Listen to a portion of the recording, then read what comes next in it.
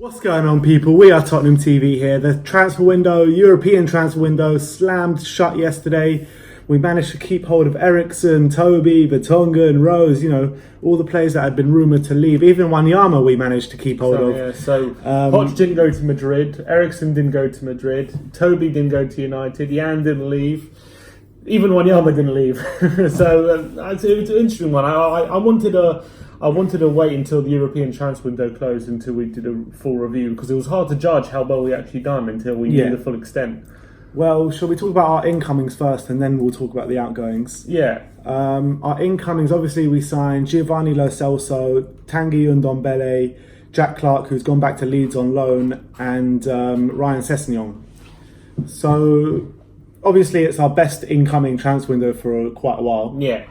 Since probably we sold Bale and brought Eriksen and Lloris. Well, was that a good incoming? Well, we got Eriksen out of it. Yeah, we get Eriksen, Lamella, and we've also got Chadley and Capu. Yeah, well, to be fair, Chadley scored at the Emirates, so he's all forgiven. But look, I think the incomings. I think the Lo Celso deal was always going to be judged depending on whether Eriksen was staying or not. And the fact that Eriksen's staying and we got Lo Celso really bolsters our attacking options. I really feel that. I think he gives competition for Eriksen. He's versatile. I'm really happy that he wasn't it seems like he was signed not just dependent on whether Eriksen was leaving, which is great news for us. Well, I don't know about that, because I think... Well, yeah, you're right. He was signed dependent on whether Eriksen was staying or leaving, but I still think Eriksen will probably leave at the end of the season. Yeah, but I think Eriksen knows now, because I think if he would have had a stormer last season, for sure he would have been snapped up, because I thought the previous 3 years before he was one of the best in the Premier League. He even was last season. But, exactly. But I think he knows now that he really needs to be playing consistently well if he wants to get that move, because I really think that... the teams were a bit put off because of his form last season. That must be the only reason. You say teams were put off by his form last season, but everyone saw he had, to his standards, a bad season, but he was still having one of the best stats in the whole Premier League. So it just shows the calibre of player we've got on our hands, and I think the rest of the world know that as well. Yeah, but the consistent word we were getting is Madrid weren't convinced, Barca weren't convinced, Juve weren't convinced, and no one even put a bid in. And I really believe that's not because his contract is running out, because we were offering a pretty fair price from 50 million. And if his contract runs out, he's going to be demanding like 400 grand a week or something like that. If his contract runs out, if they paid the 50 million and gave him 200 grand a week, you don't actually save that much money. So I really believe they would, if they really wanted him, they would have gone for him now, and they wouldn't have risked having to battle with other clubs to try and get him on a free. So I really think it's because other clubs doubted whether he was up to the standard. And I really think Eriksen, it's a bit like when Coutinho didn't get that move to Barca, and he played out of his skin between August and January, and finally got that move. So I'm hoping Eriksen's really going to step up his game and play like he wants that move. And then he'll get that move for free. And then he'll sign a pre-contract at Real Madrid in January. Well, we'll see. Look, the future's the future. All we can think about is now, and I'm happy that Eriksen's still with us, and I really think I'm hopeful that he's going to be playing to his full potential. Well, at least this saga's over for now, and we can put it to rest until at least January. Let's talk about Tanguy Ndombele. He's injured, but I thought first couple of games really did well for us. Adds a new dimension to our midfield completely. He adds that kind of strength, but also he's got that skill, and he's got the kind of application where we can see his long range passing, his shooting, which we've seen. He scored a great goal against Aston Villa. I think that's going to be a brilliant signing. I think it's vital we got Ndombele, and I think he's probably our most important signing of the summer for sure. We needed that bolstering those central midfield options, and he really does give that blend of physicality and technical ability that we've been crying out for since Dembele left. And I think you can see it when he's left out, even at this early stage, how much an effect it can have on our midfield in terms of being able to dominate games in midfield and break the lines from a creativity standpoint. We seem to be lacking when he's not on the pitch. And if you just look at that Arsenal game, if we would have had a Ndombele in that second half of the Arsenal game, I don't think Guendouzi runs riot like he does like he did. Yeah, exactly.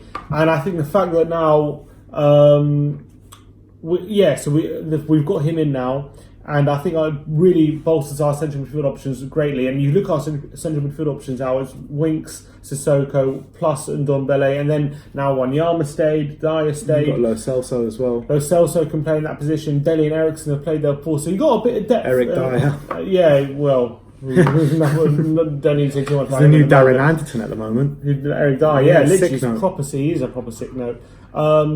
So look, I think we've got decent options there. The only thing I'd worry about is in terms of when Ndombele is not there, it does leave us with only Winks and Sissoko, and then obviously Wanyama and Dyer, who are defensive players. We have an abundance of defensive midfielders.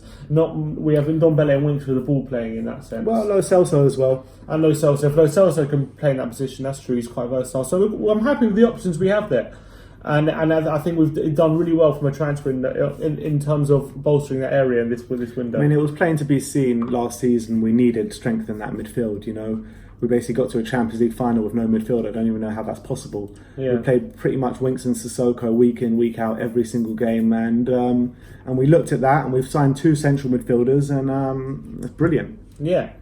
And then obviously Ryan Sessegnon hasn't played a game yet. He's going to come in, whether he comes in as a fullback or a winger remains to be seen at the moment. But with Rose's form, he could be in with a shout when he's fit. That's the thing, but I don't, like you just said, I don't know what his best position is. Is it left wing? Is it left back? From what I've seen, he's a lot better attacking than he is defensively.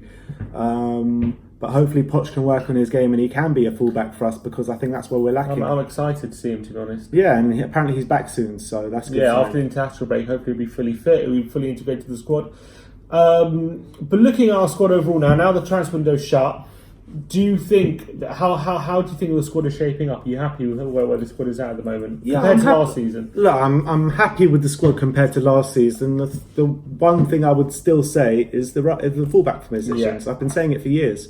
I think our left back position, that Danny Rose's future was all up in the air in the summer. I think it's clear for everyone to see he doesn't mind moving on if the opportunity was to arise. Oh, I think it was more we didn't mind moving him on, actually. I don't know. I think it's a bit of both. I think we don't mind if he moves on. I don't think he minds if he moves on. Apparently we tried to sell him to Watford, and he was the one who rejected it. Why do you want to go to Watford, though? Yeah, but he was the one who rejected it. We were willing to let him go, and he didn't want to go there. So I think we're quite happy for him to move on. Why was he at the training ground? I don't get that whole thing. Like, I don't know. Look, at the end of the day, our left back position, Danny Rose, he needs to prove himself this season because he's not the player that he was. He hasn't started the season great. We've got Ben Davis who can back up for him, who's a very, very good replacement, but he's not good enough to start week in, week out for us, I don't think. And then we got Ryan Sessegnon, who we don't know yet.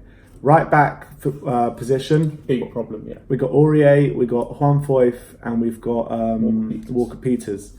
For me, Aurier is the best right back in our squad. For whatever reason, he hasn't started this season yet. I think it's due to more injuries, but it's rumoured that he wanted out this summer just because he wasn't getting enough game time last season.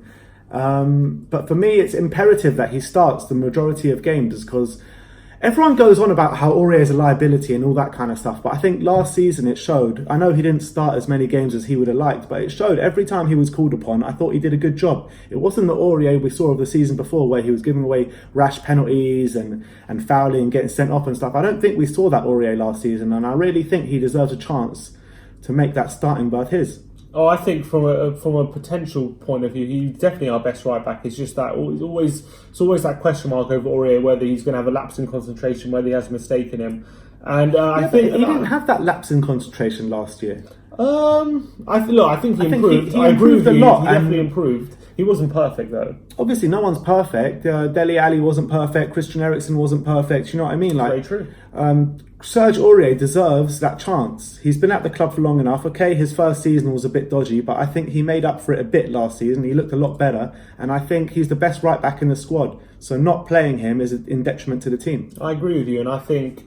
But clearly, there's a issue there between him and where he sees himself and where the club see him. Clearly, there's a difference. I'm not sure if we see him as a definite starter. We clearly don't. But clearly, the transfer window's shut now. He's stayed a Spurs player, so he has to be like And it's happened before. These situations happen where a player nearly leaves, they don't end up leaving, and then they fight for their place, and they end up earning their place. And hopefully, Aurier falls in that position. But I wanted to quickly talk about Trippier because he had some interesting comments. I thought in the media recently. He was talking about how he gave no excuses for his performances last season, but he said that he felt Tottenham let him go too early. He wanted to stay. He said Pochettino never told him that he wanted to move him on, but he kind of got the feeling that the fact that the club weren't really defending him against the rumours, and when he had a chat with Daniel Levy, that he got the feeling that Spurs were more than happy for him to move on, and that was disappointing to him. And he also felt that if he had a 4-week break, which he hadn't had for 2 years, this summer, then he would have come back fresh, and he would have come back injury-free, and he would have been back to his best. And given the problems we've had now, right back, do you think we might regret that decision to let him go especially for such a low fee, 20 million in this market? I mean, look, I kind of see where Trippier is coming from, because for someone who's given such service to the club as him, which he has, let's not beat around the bush here. Okay, he had a bad season last year, and I don't think he's the answer to our right back. But he's never given less than 100%. 100%, yeah. I think Pochettino and Daniel Levy should have probably dealt with it in a better way, and they should probably have spoken to him and told him of his plans instead of snaking him around the back and just selling him without telling him. I think that's a bit of foul play from Spurs. But I think that it was all to see. I think the fans and the club were on the same wavelength at the end of at the transfer window, saying, because most people were happy to see Trippier go. Yeah, but I think that would have been if I told you we would have sold Trippier and we wouldn't replace him. No, that's not good enough. Then exactly. So I'm saying I was about to get onto that. Yeah, we needed to sign someone to warrant the sale of Trippier for sure. It makes no sense to sell our starting right back and not bring anyone in. I agree with you. And the fact that we didn't sign anyone, does that maybe change your opinion on whether we should have sold Trippier? I mean, it all depends if Kyle Walker-Peters can step up. Personally, I don't think he's ready to start week in, week out.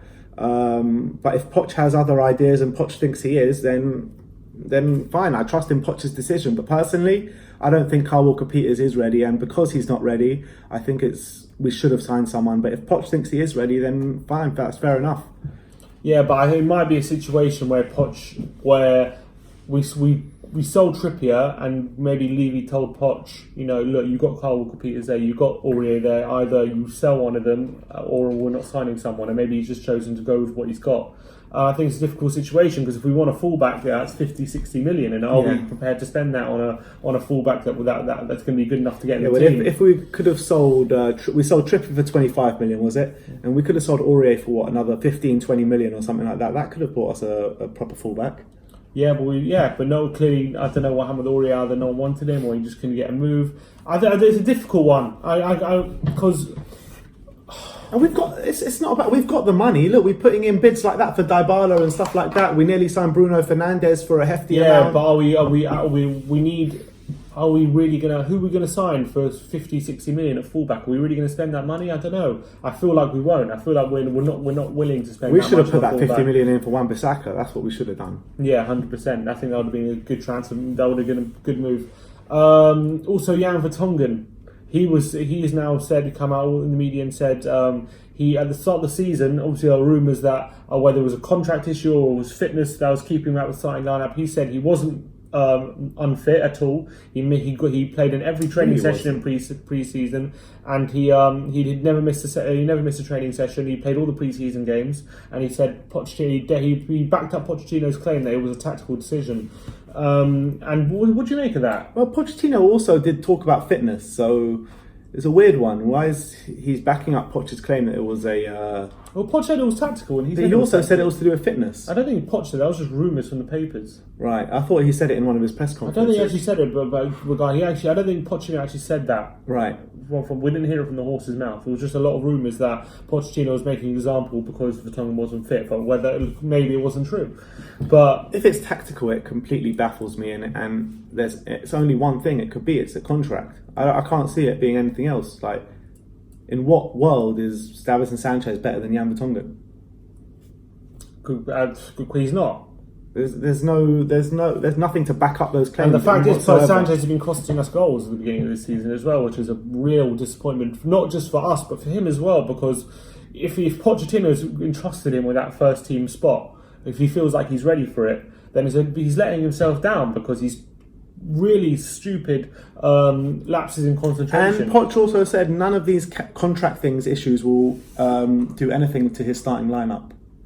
He said that, didn't he? Yeah, he did say that. So, well, hopefully, look, now the window's closed. Hopefully, that will maybe the squad will be more settled now. And looking at our attacking options, I think you've got to say we have some really good depth there now, and it's really exciting going forward when everyone's fit. Who's going to play? We're going to have options off the bench now consistently every game. Jack Clark to come in next season as well. Yeah, Jack Clark's the thing is about Jack season. Clark, he's on loan at Leeds, but he hasn't made a minute of appearance yet. He played in the cup, didn't he? He played in the cup, but apart from that, he hasn't played a minute in the league yet. Which is a weird one. Like, just send him back to us and let us get some game time in the under 23s or something. You know what I mean? Like, what's the point of having him there? Well, look, we'll see what's going to happen. It's only still early on in the season, so we'll see what happens. But I think, look, in the attacking options now, we've got Lo Celso, we've got Dele, we've got Eriksen who's now staying, we've got Lamela, we've got Lucas, we've got Son. What attacking options do we have? Obviously. And we've got, and obviously Kane up front, but there's a nice blend there of pace, of Troy Parrott as well.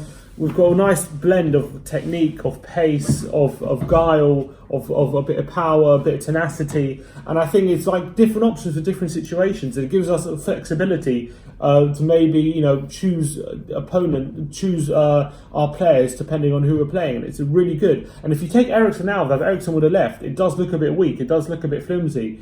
But given that Eriksen's staying, it's such a massive boost to us. I think our attacking options, and I think in that perspective, I'm expecting us to be a lot better going forward this season than last season. Hopefully we can start gelling again, because we haven't seen those great attacking football displays yet for a while, for since like we had that one game against Everton last season, but other than that there wasn't much. Yeah, we haven't seen that free-flowing attacking. Exactly. So hopefully, wave after wave attack, and hopefully Lo Celso can bring fresh energy into that attack, and Ndombele can help in that situation as well. So I think, but I genuinely believe that just because we've had a pre-season, there's no World Cup, our players get a nice little rest this summer. I think we're going to benefit from that as well, and I think we suffered heavily from that last season, and it's just something we're not going to have to deal with this season.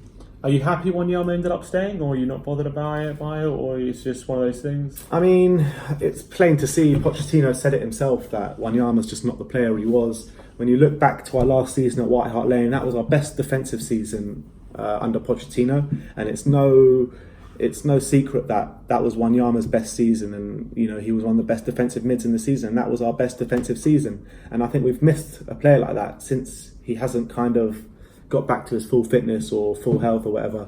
I still think we're missing a player like that, to be honest. But am I happy he stayed? Not really. It doesn't really make a difference. I don't expect him to see much game time, maybe in the cups here and there. Do you expect Wanyama or Dyer to have more game time?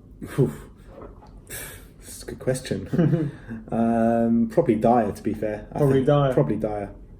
Because he's more versatile. I think Dyer, because he's versatile, he can play defence, he can play right back if needs be, he can play in the midfield. And Wanyama, Poch has openly come out and said Wanyama's just clearly not good enough anymore. When Dyer, his problems is clearly just down to injury. It remains to be seen if his injury has actually affected him. And are you frustrated now? Obviously, it was confirmed yesterday. Napoli have completed the signing of Fernando Llorente. Yes. Spurs officially announced it for the first time. Did Spurs actually officially announce it? Spurs officially announced that Llorente isn't rejoining the club. And obviously, the rumours are that it's due to Spurs did offer Llorente a new deal, but they offered him reduced terms of his 90 grand a week deal. They offered him around, I don't know how much, but it was reduced from whatever his 90 grand a week deal was. Given offered like 40 or 50 or something. Given the fact that we don't really have, well, obviously Troy Parrott's our backup to Kane, but we don't really have a plan B up front to that Llorente offered us. Are you frustrated that we didn't kind of maybe offer him better terms or even match the terms that we offered him, because he might have re-signed? I am a bit frustrated, to be honest, because I think he did so well for us last season. After the berating he got from our fans from the previous season, he came back. That Champions League run, we wouldn't have been able to do it without him. Every single round, from the group stages all the way to the final, or all the way to the semi-final, he was, getting goals for us, providing assists, coming on, changing games. And he's just such a good option to have, never mind his age, you know. He comes on and, like you said, he provides something completely different, that aerial presence. He doesn't need the pace, it doesn't matter how old he is. He wins the ball in the 14, air. He's got such a clever football brain. Mm-hmm. I think it would have been great to sign him up for one more year, but, you know, it wasn't to be, and it's Napoli's game, to be fair. Yeah, I think Napoli have got a good signing there. And I do think it's a shame. I think he would have have a good option to bring on the bench, as you say. I'm a bit disappointed that Spurs didn't bring him back in. I think I had absolutely no issue with Llorente. And look, I think that's also a bit of a hole we have left in our squad. I think there's the full-back area, the right back, and I think back up to Harry Kane. And Pochettino's come out as well and said that Troy Parrott is the number 2 striker now. But is he actually going to trust him to bring him on in these big Champions League games and stuff like that? No, probably not. Exactly. And that's the problem. Like if we're knocking at the door against these teams, Llorente helped us out so much against those teams, and the fact that we're not going to have that option now, hopefully we won't need it. Because hopefully last season, a lot of the games went down to the wire. We had a lot of last-minute winners. Yeah. A lot of times when we were struggling to break teams down, and we needed that extra bit going forward. Hopefully, exactly. They're just planning to blitz teams. Yeah, hopefully we can get back to a stage where we're actually scoring goals early enough. We don't have to rely on these late winners, which would be more beneficial. But it's just a bit frustrating that he was quite an effective plan B, and we're not going to have that this season. But all right, let's sum up this window. Rate it, if you were to give it a rating out of 10. Now everything's out of the window. The window's closed. Is contracts involved in the transfer window? No, I think it comes into it a bit. The fact that Eriksen's yet signed a new contract, but and Toby and Jan, and that remains to be seen. But given the fact they've all stayed, and with all the business all been done, they haven't left. How would you rate the window out of 10? I give it a 7. 7. A 7. My reasoning is that we didn't address our fullback positions. I know we signed Ryan Sessegnon, but I felt that we needed fullbacks to come in ready to go start the game. Right back more to left back, just because it remains to be seen if Danny Rose, what's going to happen with him. But I put trust in Danny Rose for another season, just because, you know, he looked like he was getting back to his best at the back end of last season. Just he hasn't started the season well, but I still back him to come back to his form. The midfield for me was the main part of the window, and I think that was, you know, very good, almost perfect. Losing Llorente, I think, is a big minus, just because we don't have that extra option. And yeah, that's why I've given it a 7. I think if we would have signed a right back and retained Llorente or signed a new striker as well, I would have pushed it up to an 8 or 9. I think the fact that we kept Eriksen, whether he signs a contract or not. Sorry, I meant to talk about that. The fact I haven't pushed it up as well is because Eriksen, Vertonghen, Toby and Rose all never signed contracts. And if they would have signed contracts and we would have signed a right back and a striker, it would have been 10 out of 10. Well, I think the contract situation, that's going to rumble on till probably the end of the season. We'll have to see. I think maybe, especially from now till January, it's going to be a big talking point whether they'll sign. So I'm going to leave the contract situation to one side just for now, just because we're not sure if they're going to sign. Yeah, hopefully they'll sign. But I'm giving it an 8 out of 10, just because I really feel like that midfield bolstering was so vital, and to get Lo Celso and Ndombele in and keep Christian Eriksen to couple it with that, I think is a massive boost for us. I think it's going to really improve how we control games and how we attack teams, and just improve how we play. And I am a bit frustrated we didn't get a right back, which is probably why this isn't a 9 out of 10 window.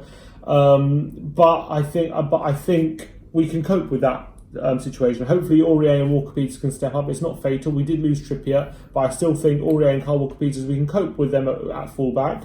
Hopefully they can. But we improve. don't want to cope. We want to go for titles. You know what I mean? That's why I'm putting it up to 8. Yeah, but I'm saying, but like, you know, it's so many times, like, you know, United don't have a fullback and they play like Wes Brown there for a whole season, or they play John O'Shea there for a season, or, you know, Man City played Delph at left back for a season, Liverpool played Milner at left back for a season. You know, teams should adapt to these kind of situations until the right player comes around, and clearly the right player hasn't come around for us yet. So I understand why we're going with Aurier and Walker-Peters, and I don't think the right backs. I don't think the right back situation when everyone is fit is that fatal that that situation is going to make or break our season. What's going to make or break our season is how we have to improve the way we're playing football, the intensity of our attack and our creativity. And I'm really confident that keeping Eriksen and signing Ndombele and Lo Celso is really going to improve that. And obviously, and Son not having 2 Asian Cup games, and hopefully Dele Alli staying fit. It's all these factors are going to come into play, and I'm confident we can have a really good season. I'm very happy with the window, how it's gone, and I think we deserve credit for having a very good transfer window. And hopefully that bears out in the results starting against Palace next after international break. We've got 5 very winnable Premier League games coming up, and I think it's really important. If we can win these 5 games coming up, then we could be set up for a good season. And so, if you look back at I know the start of the season has not been perfect, but the fact that we've drawn away to City and Arsenal, 2 games which we lost, 2 goals in both of those as well. Exactly. Not many teams will go to City and Arsenal and score 2. Yeah, and it's 2, and everyone talks about having to make up points after we lost to Newcastle, which is true. But City and Arsenal were 2 games which we did lose last season, and now we've got a point out of each. That's 2 points already made up. So we are kind of 1 point behind, lagging where we should be, but. I'm confident now if we can just put that performance behind us, and I'm really believe this team can get tightly knit together. I think we can have a really good season. I'm really excited for it, and I know everyone was on a downer talking about crisis and all that after the Newcastle game. That's just knee-jerk. 100% it was all knee-jerk. Everyone was porting up results and look at that since January and all that stuff. But I think there's extenuating circumstances for everything, and now we've had this transfer window done and dusted. The team can now be settled, and I'm really confident we can have a good season. All right, you heard it from the horse's mouth. We're going to have a good season. Yeah. Let us know what you think of the transfer window. Give us your ratings out of 10. Now that the window is closed and we know who's staying, who's going, there's not all that uncertainty. Let us know what you think. I'm really interested to see what you guys think. You're going to Poch's party tonight? Yeah, let's go. Everyone's invited. N17, 9 o'clock, dress up, black tie. Everyone's going to be there. But no, seriously, it's good. We're all going to have a party tonight. We'll have a drink on the transfer window closing. Eriksen still at the club is a massive thing for me. Yeah, so that's our take on the transfer window. Let us know what your thoughts are. Like, subscribe and comment below. And as always, come on Spurs!